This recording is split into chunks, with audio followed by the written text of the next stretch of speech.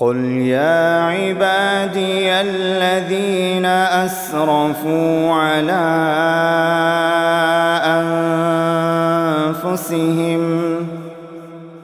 لا تقنطوا من رحمة الله إن الله يغفر الذنوب جميعا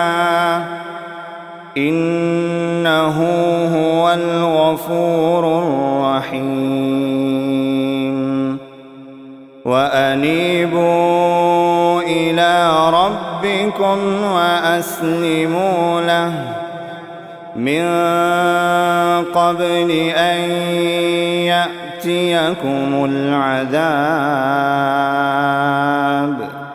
ثم لا تنصرون واتبعوا أحسن ما أنزل إليكم من ربكم من قبل أن يأتيكم العذاب بغتة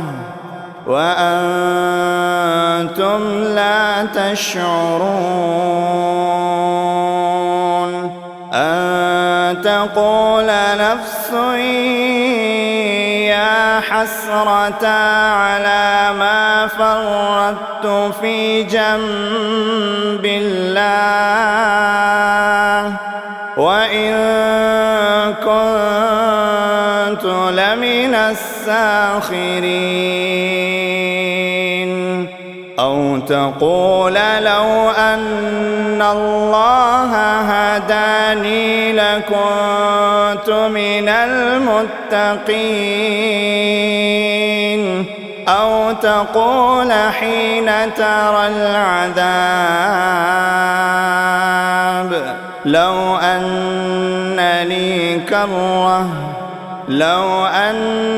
لي كرة فأكون من المحسنين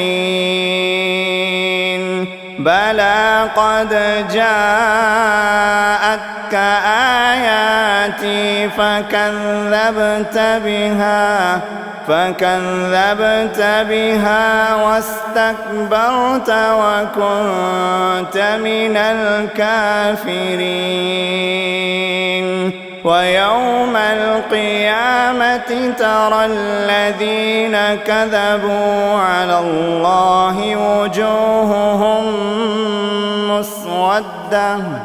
أليس في جهنم مثوى للمتكبرين وينجي الله الذين اتقوا بمفازتهم لا يمسهم السوء